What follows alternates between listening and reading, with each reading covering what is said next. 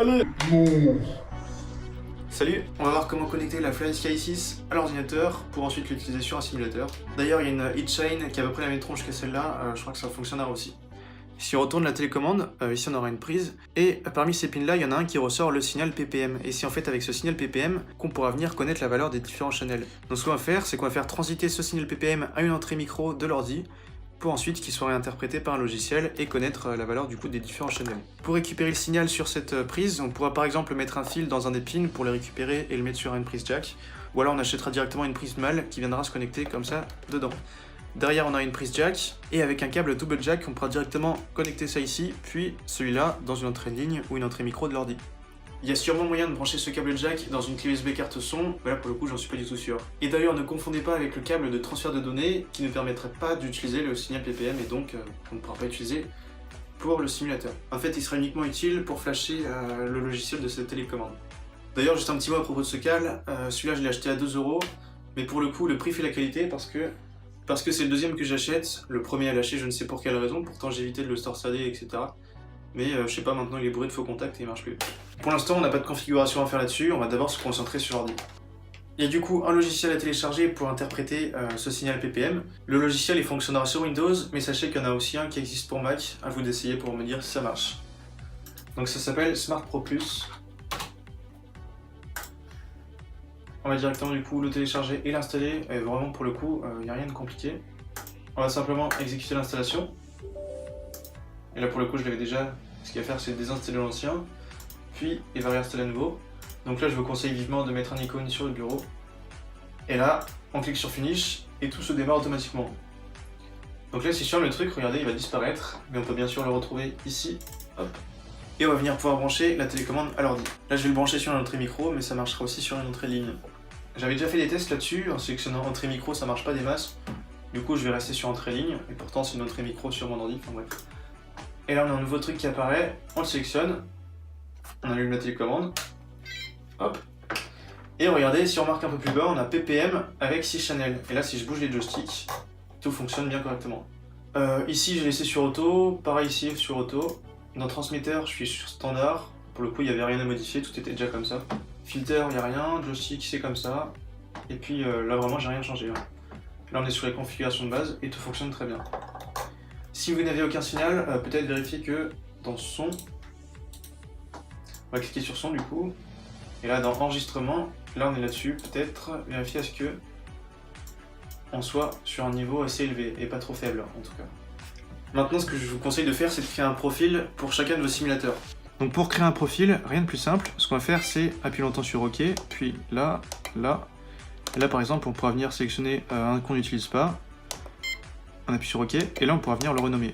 Donc on enregistre, on appuie longtemps sur Cancel. Je vais utiliser un truc que j'ai déjà créé. Donc comme je le disais, on a un profil de préférence par simulateur, donc par exemple ici DRL, je le sélectionne, et au niveau des paramètres, moi j'ai simplement laissé ça sur Off. Il me propose rien d'autre de méchant. Après il y en a qui suggèrent d'activer le mode Student. Ça permet en fait de désactiver les ondes radio, et pour le coup c'est mieux pour la télécommande, à ce que j'ai compris, ou je ne sais quoi. Du coup peut-être si vous avez des interférences, désactivez le mode radio en activant le mode Students. Mais pour le coup je l'ai jamais activé, ça marche très bien. Voilà, tout est déjà dessus, ok, il y a vraiment rien à faire. Et en fait l'intérêt de créer un profil pour chaque simulateur, c'est que chaque simulateur a sa procédure de calibration.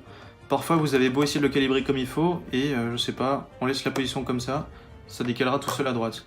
Donc ce qu'on peut faire, c'est aller dans Fonction Setup, puis Subtrim, et là carrément appliquer des trims. Ou alors on pourra par exemple, pourquoi pas, venir modifier les endpoints. Donc là tout est correct, mais peut-être au cas où. Hein. Ensuite on pourra par exemple venir utiliser un interrupteur dans un simulateur en allant dans Aux Channel, puis là vous attribuez un de ces interrupteurs là au channel 5 ou 6. Parce que visiblement depuis le logiciel ça marche pas quand c'est supérieur à 6. Et du coup bah là on est bon pour connecter au simulateur. La télécommande est allumée, branchée à l'ordi, et j'ai sélectionné l'entrée sur le logiciel. Et maintenant on va venir se rendre du coup sur DRL. La première chose à faire du coup est de venir ajouter la manette au simulateur. Donc on va se rendre dans Settings en général, Controller Setup. D'ailleurs remarquez ici, une manette détectée c'est VedJoy. En fait ça c'est le truc qui est généré par le logiciel qu'on a ici Smart Pro Plus. Donc c'est cette manette en fait qu'on pourra utiliser dans tous les simulateurs. on vient ajouter un nouveau truc, et puis là on suit simplement les procédures.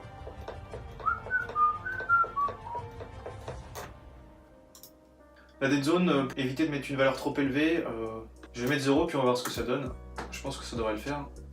Et là on vérifie que tout est bien, ça a l'air d'être full, on sauvegarde.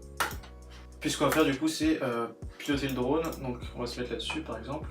Là, on donne un coup d'accélération et puis on remarque qu'il part seul en couille. Donc soit ce qu'on peut faire c'est augmenter la dead zone, ou alors si vraiment il part toujours dans une direction, c'est mettre un coup de sub trim, ou alors de trim avec ces boutons là. Ça marchera aussi bien. Maintenant que c'est connecté, bah, à vous de vous éclater. Allez, wouh!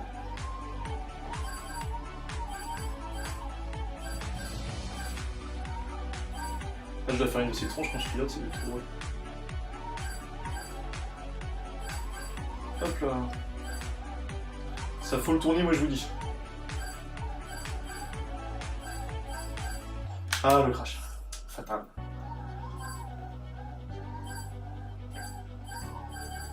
On y va mollo tranquillou.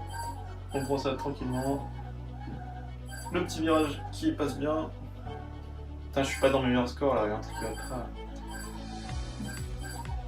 Putain, c'est parce que je suis pas trop concentré. Voilà. Hop là.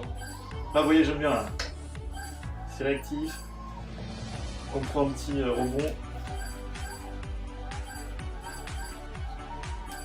Et l'accélération du futur. Oh. Ah, ça passe pas. Imaginez sur ce circuit, il y en a qui font 50 secondes. Moi, je suis pas là, mon score. Allez, non! J'étais à mon score. Je l'ai fait un bien score. Ah, j'allais faire une 12, vous êtes témoin, hein. Là, je suis à une 14. Bon, bah, j'espère que ce tutoriel, en tout cas, vous aura servi. Et, bah, bon vol, hein. A plus, ciao!